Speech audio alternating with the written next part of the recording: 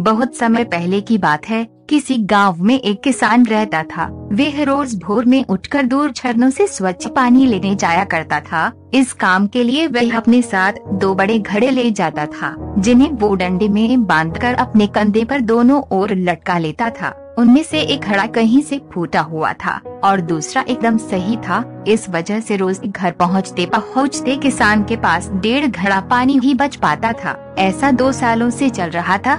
सही घड़े को इस बात का घमंड था कि वो पूरा का पूरा पानी घर पहुँचता है और उसके अंदर कोई कमी नहीं है। वहीं दूसरी तरफ फूटा घड़ा इस बात से शर्मिंदा रहता था कि वो आधा पानी ही घर तक पहुँचा पाता है और किसान की मेहनत बेकार चली जाती है। फूटा घड़ा ये सब सोचकर बहुत परेशान रहने लगा और एक दिन उससे रहा नहीं गया। उसने किसान से कहा, मैं खुद पर शर्मिंदा हूँ और आपसे क्षमा मांगना चाहता हूँ।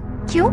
किसान ने पूछा। तुम किस बात से शर्मिंदा हो? शायद आप नहीं जानते, पर मैं एक जगह से फूटा हुआ हूँ और पिछले 2 सालों से मुझे जितना पानी घर पहुँचाना चाहिए था, बस उसका आधा ही पहुँचा पाया हूँ। मेरे अंदर ये बहुत बड़ी कमी है और इस वजह से आपकी मेहनत बर्बाद होती रही है। फूटे घड़े ने दुखी होते हुए कहा। किसान को घड़े की बात सुनकर थोड़ा दुख हुआ और वह बोला, कोई बात नहीं, मैं चाहता हूँ कि आज लौटते वक्त तुम रास्ते में पड़ने वाले सुंदर फूलों को देखो।